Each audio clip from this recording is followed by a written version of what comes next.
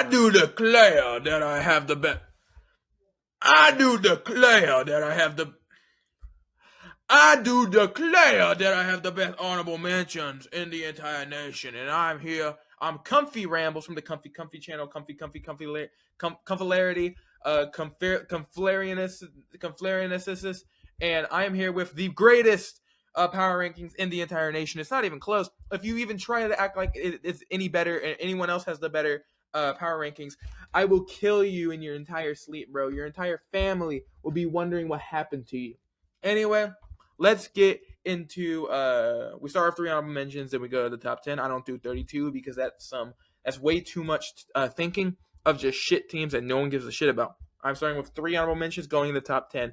Anyway, let's get into these power rankings.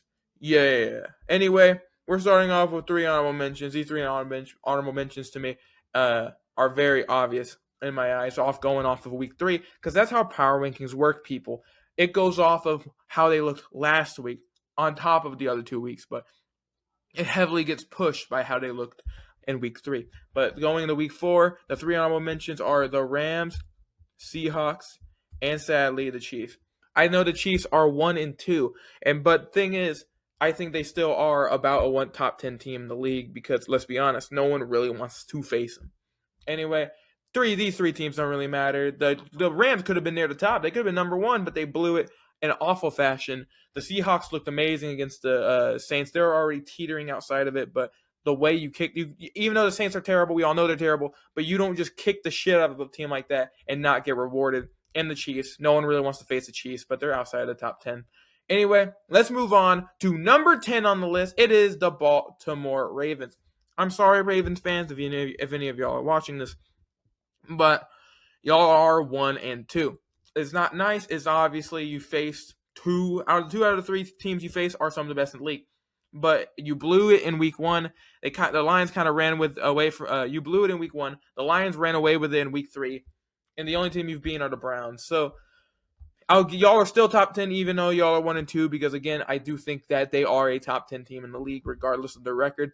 But again, it's not great to lose, really lose any game like that. So let's move on to number 9. It is shockingly, in my opinion, I did not think they were going to be anywhere near top 10 by this point of the year. But the Indianapolis Colts are number 9. You're probably wondering, Jay, why aren't they further up? Why aren't they? Because the other teams above them, I think, are better. But let's make this clear: the Colts are looking really good, and they're looking like they're going to run away with that division. This team is very talented, and it's more. I knew the weapons they had. I did not think Daniel Jones was going to play at a Pro Bowl level at all this year. So I thought that was going to completely kill any of the talent they had on that team. But guess what? Daniel Jones is playing at legitimately a Pro Bowl level right now, and he's going crazy. He has in all 3 of his games, he has had an over 100 passer rating. Legitimately unbelievable 3-game stretch for him, and we'll see how they look like next week. But this team is looking deadly. Anyway, moving on to number 9, we have the San Francisco 49ers. They have one of the worst point differentials in the entire league, but they are 3-0. I have to reward them for that. They have a lot of talent, and they're injured going 3-0. Once they get healthier, they are going to be deadlier. They do lose Nick Bosa, but again, them and the Bucks this year, it's just injuries, killing them, but they still find themselves in the top 10 because these two teams are very resilient with really a good talent on their team to help them here. Anyway, gonna move on from them pretty fast. We all know that the 49ers, when healthy, are very dangerous, and they also have they have the easiest schedule in the entire league, so I'll put them at number 8. Good old number 7, give me the Washington Commanders.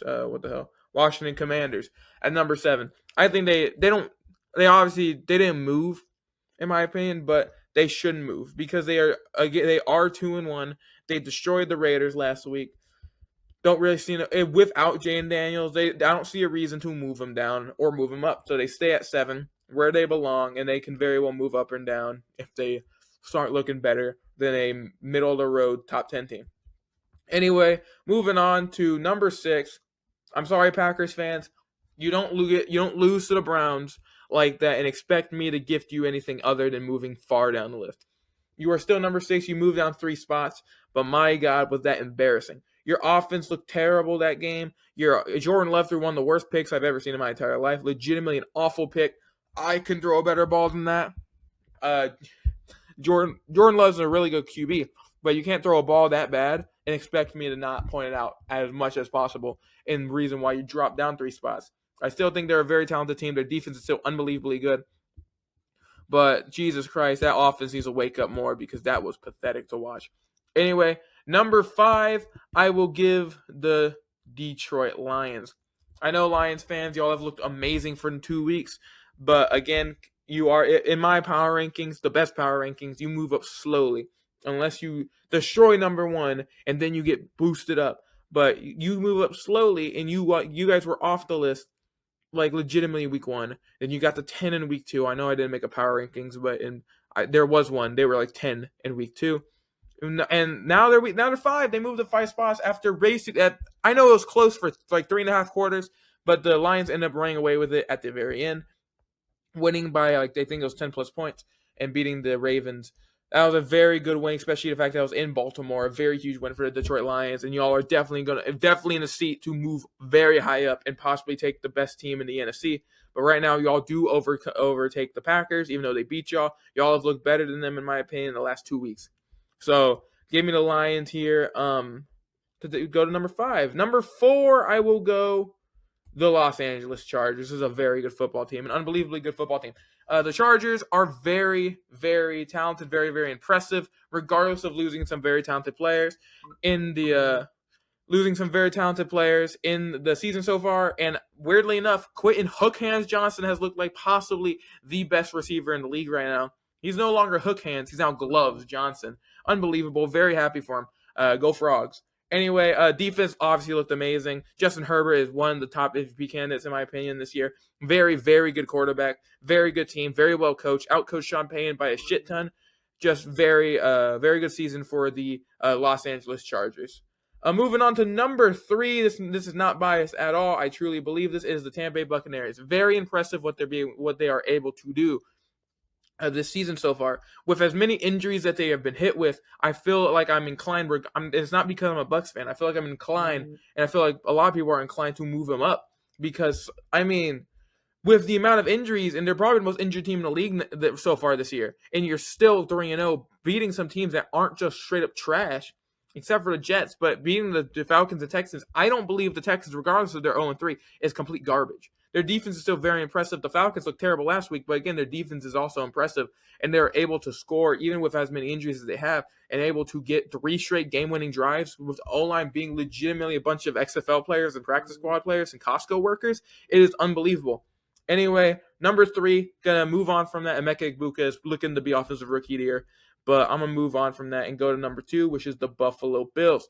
The Buffalo Bills is a very good football team. Love Josh Allen. He's a robot. The defense needs some work, obviously. But the offense is amazing. The offense is so good, and I just love this team. I think they have a legitimate chance to be the number 1 seed in the AFC and a legitimate chance to make the Super Bowl. I know I say that every year, but the Chiefs might actually be bad, so this might be their opportunity to actually go all the way. But the Buffalo Bills, Josh Allen, the whole, of course, their coaching, their O-line, their entire offense, their defense, of course, I said already needs some work, but they are able to win very big games, especially like you can look back, beating the Ravens in week 1, coming back when it looked like it was curtains. It looked like it was curtains for like the entire fourth quarter, and they come back and win with only 4 minutes left in the game. Very impressive, absolutely amazingly resilient team. Love them so much. I want to give them a big old smooch and big old suck. But anyway, let's move on to number 1, and we have the Philadelphia Eagles. They were looking like halfway through the game like they're going to drop down like 5 spots. But this team is resilient. They came out and beat the shit out of the Rams in the second half. Legitimately. They came out, they're like, you think that you're going to beat us? And they came out and like spread it open the Rams' cheeks and like went, ah! That's what they did. And they just fucking brown-nosed them. It was absurd. Goat feed the Rams and ate them up for lunch and dinner and saved them from dropping all the way down. And you might think, oh, they almost lost to a team that's not even in the top 10. They came back when it looked like it was over, and then they ended up blocking a game-winning kick attempt from the Rams and taking it back for a touchdown. This team is resilient as hell, and the whole problem with them that everyone's pointing out is they don't have an offense. Well, they showed the offense. The passing offense is there clearly, and they just showed it against a good defense in the Rams. So I don't think the Eagles should be nudged off their number one spot. I feel like they deserve to stay there again and again. They are 3-0. Anyway, if you like this video, press that subscribe button, press those post notifications if you agree with everything I say, because if you don't, you might be wrong instead. Anyway, that's about it. Go Kumph-E Rambles, go Bucks, go Frogs. They ranked the Frogs, thank God. I'm going to talk about the Frogs later. Anyway, that's about it. Don't look up the Amityville horrors. You probably know that, but if you don't, fuck it, look it up. Look it up very late at night. Watch some scary videos and get traumatized by everything. Anyway, that's about it. Go Kumph-E Ramble, trying to hit 100 subscribers before the college football and NFL playoffs. That's about it. See ya.